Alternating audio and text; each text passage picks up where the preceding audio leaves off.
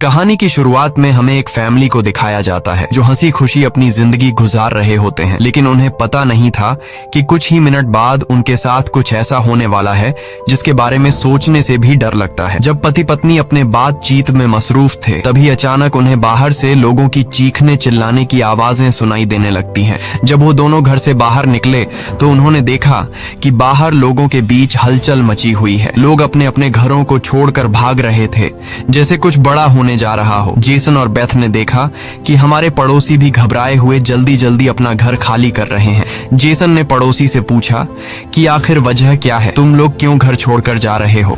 लेकिन वो लोग इतने जल्दी में थे कि उन्होंने जेसन की बात का कोई जवाब नहीं दिया। वहीं उन्होंने देखा कि पड़ोसी का बेटा भी अपना सामान पैक कर रहा है। जेसन ने जब उस बच्चे से पूछा कि तुम लोग कहाँ जा रहे हो, तो उस बच्चे ने जवाब दिया कि मेरे पापा का एक दोस्त गवर्नमेंट ऑफिसर है। उन्होंने कहा कि एक बहुत ही जहरीला वायरस फैल चुका है जो एक नॉर्मल इंसान को मॉन्स्टर में बदल देता है। लेकिन तभी वहाँ उस बच्चे की माँ आ गई और उसे पकड़कर वहाँ से ले जाने लगी। जेसन ने उससे पूछा कि आखिर ये बच्चा किस वायरस की बात कर रहा है, जिस पर इस बच्चे की माँ ने कहा कि अभी बताने का वक्त नहीं है, अपनी वाइफ और बेटी को लो और इस शहर से जितना हो सके दूर निकल जाओ। ये सुनकर जेसन और बेथ बहुत ज्यादा घबरा गए। उसके बाद जेसन बिना सोचे समझे अपनी फैमिली को गाड़ी में बिठाकर शहर से बाहर ले जाने लगता है। मगर रास्ते में उन्होंने देखा कि जो पड़ोसी भाग रहे थे वो वापस लौट रहे हैं। ये देखकर उन्हें और भी अजीब लगने लगा। आगे जाकर ये लोग ट्रैफिक में फंस जाते हैं। जब जेसन और उसकी फैमिली गाड़ी से बाहर उतरे तो उन्होंने देखा कि शहर से बाहर निकलने वाला अकेला रास्ता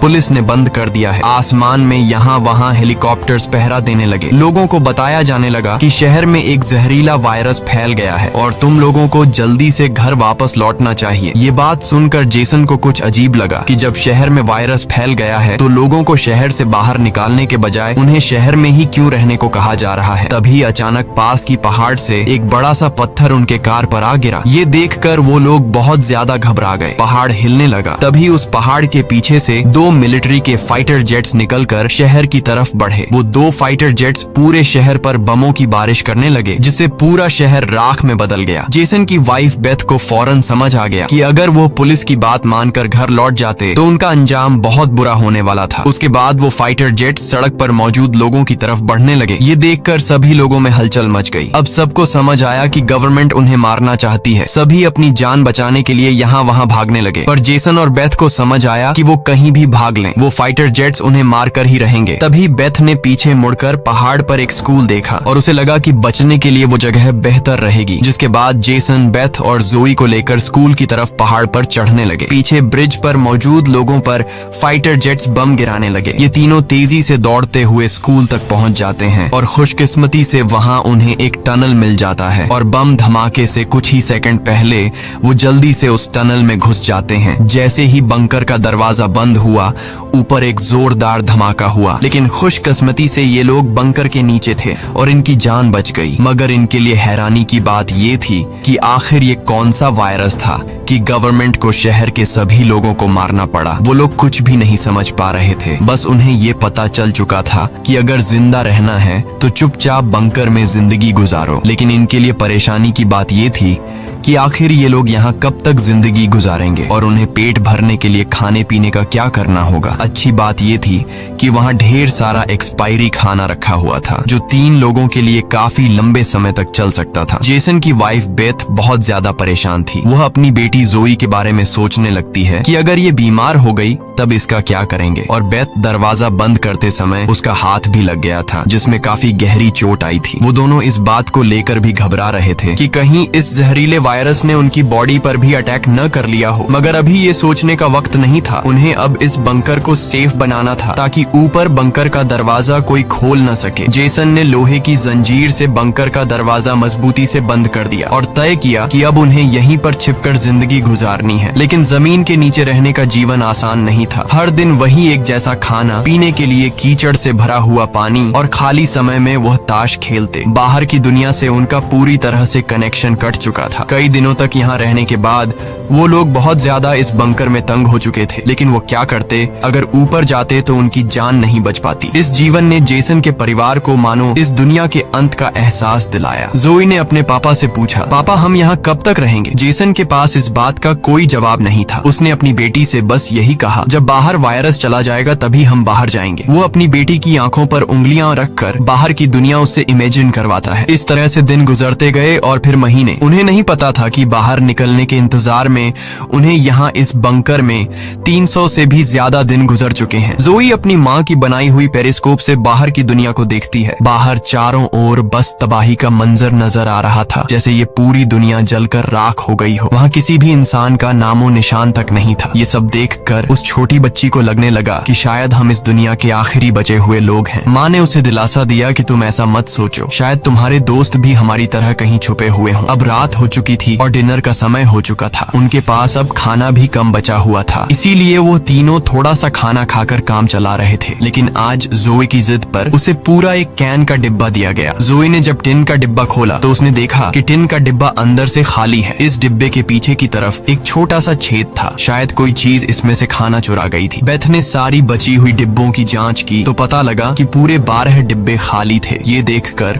वो बहुत ज्यादा परेशान हुए, क्योंकि ये तो उनके 2 हफ्तों का राशन था। बेथ ने वेंटिलेशन जाली की तरफ देखा और अंदाजा लगाया कि शायद कोई चूहा अंदर आकर खाना ले गया। बेथ ने कहा कि अगर ये चूहा है तो इसे जल्द मारना पड़ेगा, नहीं तो ये हमारा सारा खाना बर्बाद कर देगा। बेटी के उदास चेहरे को देख जेसन ने उसे दिलासा दिया कि छोटी छोटी बातों से परेशान मत हो, अगर खाना खत्म हो भी गया तो मैं ऊपर जाकर कुछ सामान ले आऊंगा। अगले दिन जब जोई अपनी माँ के साथ ब्लॉक्स में खेल रही थी तभी पीछे से हल्की सी आवाज आई। जोई ने जब पीछे मुड़कर देखा तो एक चूहा फिर से टिन फूड चुराने घुस आया था। इससे पहले कि वो चूहा भाग जाता, जोई ने फौरन अपने पेरेंट्स को बुलाया। आज उन्हें इस चूहे को हर हाल में मारना था।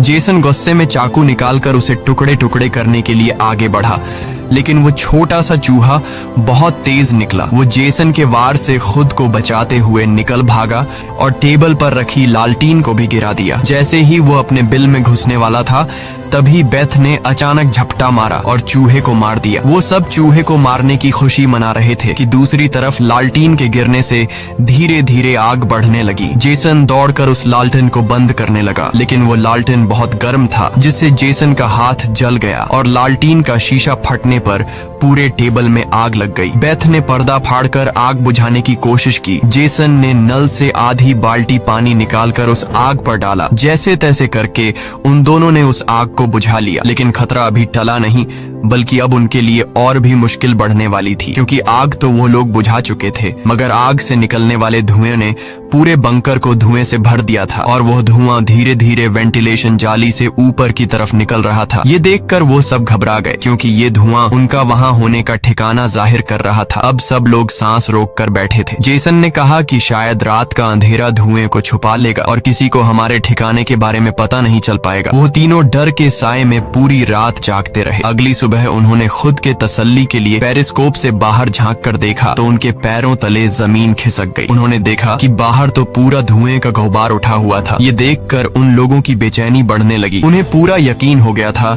कि उनके ठिकाने का राज खुल चुका है। तभी बीत ने कहा कि अगर धुआं उठा है तो उस पास राख भी जमा हुआ होगा, जिसकी जांचबीन करते हुए हमारे ठिकाने का पता चल सकता है। इसीलिए अब हमें राख की सफाई करनी होगी। जिसके बाद पति पत्नी ने बाहर जाकर सफाई करने का फैसला किया। जाने से पहले जेसन ने अपनी बेटी जोई से कहा कि जोई मुझे प्रॉमिस करो कि बाहर से चाहे तुम्हें आवाज आए या फिर कुछ भी हो जाए, बस तुम्हें बाहर नहीं निकलना है। बेटी से वादा लेने के बाद उन्होंने दरवाजे की जंजीर खोली, बाहर की आवाजों को ध्यान से सुना और जब यकीन हुआ कि बाहर कोई भी नहीं है तब दोनों ने मिलकर बंकर का दरवाजा खोला और बाहर निकल गए। अब उनकी बेटी अकेली अंदर रह गई। वो अपने पेरेंट्स का इंतजार कर रही थी, लेकिन बहुत देर तक इंतजार करने के बाद भी जब उसके माता पिता वापस नहीं आए तो उसने स्टूल पर चढ़कर दूरबीन से बाहर के हालात देखने लगी। जल्द ही उसने देखा कि उसके माता पिता बंकर के दरवाजे को छुपाने की कोशिश कर रहे थे, लेकिन तभी जोई ने कुछ ऐसा देखा जिससे उसकी सांसें गले में अटक गईं। उसने देखा कि दूर जंगल में एक काली परछाई तेजी से उनकी तरफ बढ़ रही है। बच्ची ने जोर से चिल्लाकर पापा को पीछे देखने को कहा, लेकिन दूरी बहुत ज्यादा थी। उसके माता पिता सुन ही नहीं पाए। घबराहट में बच्ची अपने डर को भूल गई और सीढ़ी पर चढ़कर बंकर से बाहर निकल आई। बाहर आते ही उसे एहसास हुआ कि उसके माता पिता अब वहाँ नहीं थे। बच्ची ने बेचैनी में जोर जोर से अपने माता पिता को पुकारना शुरू किया। तभी पीछे से अचानक उसका मुंह किसी ने दबोच लिया। ये कोई और नहीं बल्कि उसकी माँ थी। कुछ सेकंड्स बाद एक जंगली हिरण का झुंड तेजी से वहाँ से गुजरा। हालांकि वो तीनों बाल बाल बचे, लेकिन बीत का डर और ज्यादा बढ़ने लगा। इन हिरणों का इस तरह भागना जरूर किसी खतरनाक चीज से बचने की कोशिश थी। सबको खतरे का अंदाजा हुआ और वो तेजी से वापस बंकर की तरफ भागे और बंकर के अंदर घुस गए। जेसन ने लकड़ी की पट्टियों से बंकर का दरवाजा बंद किया और लोहे की जंजीर से उसे कसकर बांध लिया और सबको बिल्कुल खामोश रहने का कहा। तभी उन्होंने ऊपर से कदमों की धीमी आहट सुनी। ऐसा लग रहा था कि जैसे कोई बंकर के दरवाजे की तरफ आ रहा हो। वो कई मिनटों तक लगातार बंकर के ऊपर इधर उधर घूम रहा था। ये तीनों आहिस्ता कदमों से बंकर के दरवाजे से हटकर आगे की तरफ जाने लगे और शायद अब तक ऊपर जो भी था उसे भनक नहीं लगी थी कि नीचे बंकर में कोई है। डर के मारे जोए रोने लगी। बीत उसे चुप कराती है और कहती है कि अगर आवाज बाहर तक गई तो सब खत्म हो जाएगा। वो तीनों धीरे धीरे बंकर के दरवाजे से काफी आगे बढ़ चुके थे। वो बंकर के दरवाजे से इसलिए आगे बढ़ रहे थे कि अगर कोई ऊपर से बंकर का दरवाजा खोल भी दे तो नीचे उसे हम नजर नहीं आए। लेकिन तभी जोई ने जो गुड़िया हाथ में उठाई थी उसकी रस्सी एक स्क्रू में फंस गई। वह स्क्रू धीरे धीरे ढीला होने लगा। ये देखकर जेसन और बीत की सांसें अटक गई, क्योंकि वह रस्सी गुड़िया में लगी आवाज के स्विच से जुड़ी थी। इससे पहले कि वह कुछ कर पाते वह स्क्रू एक झटके से निकल गया और उसी पल तेजी से गुड़िया के अंदर से आवाजें आने लगी। जेसन ने फौरन उस गुड़िया को चीर डाला और उसके अंदर स्पीकर को तोड़ दिया, लेकिन अब बहुत देर हो चुकी थी। ऊपर जो चीज उनका पीछा कर रही थी उससे उनकी भनक लग चुकी थी। अचानक ऊपर से जोर की टक्कर की आवाज आई और फिर भारी कदमों की गूंज सीधा बंकर के दरवाजे के ऊपर रुक गई। उसने आखिरकार उनका ठिकाना ढूंढ ही लिया और उसे खोलने की कोशिश करने लगा। वह बंकर के ढक्कन को जोर से धकेल रहा था और जंजीरों से बंद होने के बावजूद खतरा साफ महसूस हो रहा था और ऊपर के राक्षस को पता चल चुका था कि जरूर नीचे कोई मौजूद है। हालांकि वह दरवाजा मजबूत जंजीरों से बंद था, लेकिन उस चीज की भयानक ताकत के सामने वह जंजीरें एक एक करके टूटने लगी। यह देखकर जेसन को पता चल चुका था कि दरवाजा अब ज्यादा देर टिक नहीं पाएगा, इसलिए वो तेजी से अंदर भागा और वाटर पंप का पाइप उखाड़ने लगा। यहाँ बेथ ने भी हिम्मत दिखाई और सीढ़ी पर चढ़कर अपने शरीर का वजन इस्तेमाल करते हुए चैन को खींचकर दरवाजा बंद रखने की कोशिश करने लगी, लेकिन फिर भी लोहे का ढक्कन धीरे धीरे खुलने लगा। तभी उसी वक्त दरवाजे के ऊपर एक काला साया नजर आया, जिसकी आंखें एक बल्ब जैसी चमक रही थीं, जैसे उन तीनों की मौत ऊपर से उनको देख रही हो। जेसन ने बिना सोचे पाइप से उस पर हमला कर दिया, जिससे वो पीछे गिर पड़ा। जेसन ने जल्दी से वो पाइप दरवाजे में फंसाकर दरवाजे को बंद कर दिया और वो चीज वहां से भाग जाती है। लेकिन जेसन का शरीर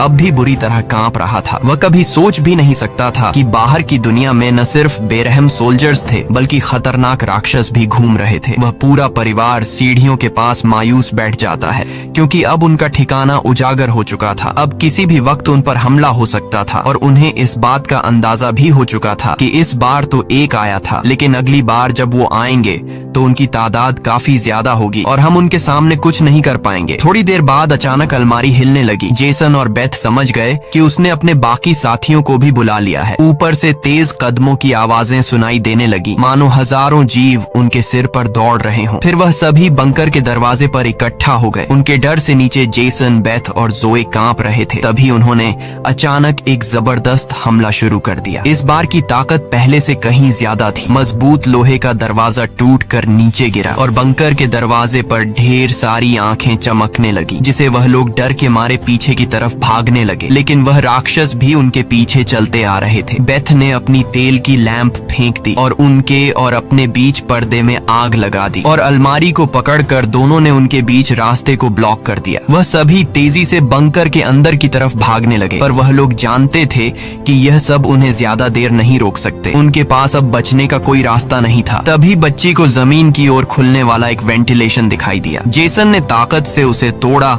और पूरी जान लगाकर अपनी पत्नी और बेटी को बाहर की ओर धकेल दिया। लेकिन जब खुद बाहर निकलने की कोशिश की तो तंग जगह के कारण वह अटक गया। दूसरी तरफ राक्षस उसकी ओर बढ़ रहे थे। अब जैसे तैसे करके जेसन को यहाँ से निकलना था। उसे कोई दूसरा रास्ता नजर नहीं आया, इसलिए उसने अपने कंधे की हड्डी तोड़ डाली, जिससे वह दर्द से चीखने लगा। पर जल्दी से वह खुद को संभालकर वेंटिलेशन में घुस गया। बेथ बिना समय गवाए पूरी ताकत से जेसन को बाहर खींचने लगी। जेसन जैसे ही बाहर निकलने ही वाला था, तभी एक विशाल जीवी ने आकर जेसन के पैर को पकड़ लिया। जेसन समझ गया कि अब उसका बच पाना नामुमकिन है। अब भाग निकलने की कोई उम्मीद नहीं थी। जेसन ने अपनी पत्नी से आंखें मिलाते हुए कहा कि जो भी हो जाए जोई को कुछ नहीं होने देना, और अगले ही पल वह राक्षस उसे बंकर में खींच लेता है। लेकिन जेसन बंकर में राक्षस से डरने के बजाय उनसे कहता है कि आओ देखता हूँ तुम में कितना दम है। बेथ और जोई ने जब नीचे देखा तो बंकर में से तेज चीखने की आवाजें आ रही थीं। बेथ समझ गई कि उसका पति उन्हें भागने का समय देने के लिए लड़ रहा है। वह दर्द में भी अपनी बेटी को लेकर वहां से निकल पड़ी और राक्षस से बचते हुए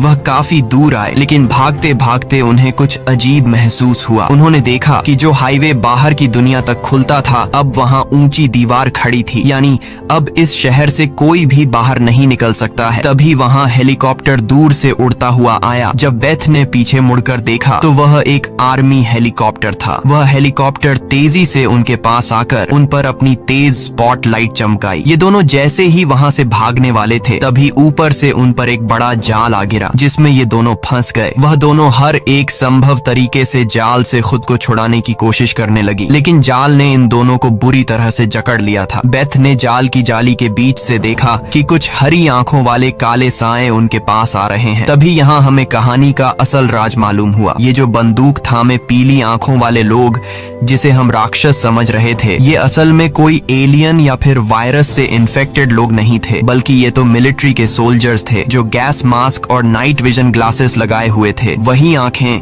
जिसकी पीली चमक उन्हें किसी दूसरी दुनिया का दिखा रही थी। लेकिन सवाल आता है कि आखिर आर्मी वाले इन लोगों के जान के दुश्मन क्यों बने हुए थे? ये सारा राज आपको आगे की थोड़ी सी बची हुई स्टोरी में मालूम पड़ जाएगा। अब बेथ और जोए दोनों इन सोल्जर्स के कंट्रोल में थे। इनमें से एक सोल्जर ने एक बड़ी सी इंजेक्शन निकाली और दोनों के गले में बारी बारी से चुभा दी। जब इनके ब्लड को टेस्ट किया गया तो पता लगा कि ये दोनों भी जहरीले वायरस से इन्फेक्टेड हैं, जिसका मतलब कि ये दोनों इस धरती के लिए एक खतरा हैं, यानी अब इन्हें मार दिया जाएगा। असल में जब वायरस पहली बार फैला था, तभी इस छोटे से शहर के कई लोग इसकी चपेट में आ चुके थे। ये वायरस हवा से फैलता था और ये वायरस एक इंसान से दूसरे इंसान को बहुत ही जल्दी लग जाता। इन्फेक्टेड लोग खुद भी नहीं जानते थे कि वो बीमार हैं और गवर्नमेंट के पास इस वायरस को रोकने का कोई एंटीडोट नहीं था। इन्फेक्टेड लोगों को मारने के अलावा गवर्नमेंट के पास दूसरा कोई रास्ता नहीं था। बेथ रो रो कर कहती है कि प्लीज मेरी बच्ची को जाने दो। जब बेथ ने देखा कि ये सोल्जर्स उसकी छोटी बेटी को भी नहीं छोड़ने वाले, तो वो पूरी तरह गुस्से में आ गई। उसके चेहरे पर काले निशान उभरने लगे। लेकिन इससे पहले कि वो कुछ कर पाती, एक सोल्जर की गर्दन से खून का फव्वारा फूट पड़ा। वो कोई और नहीं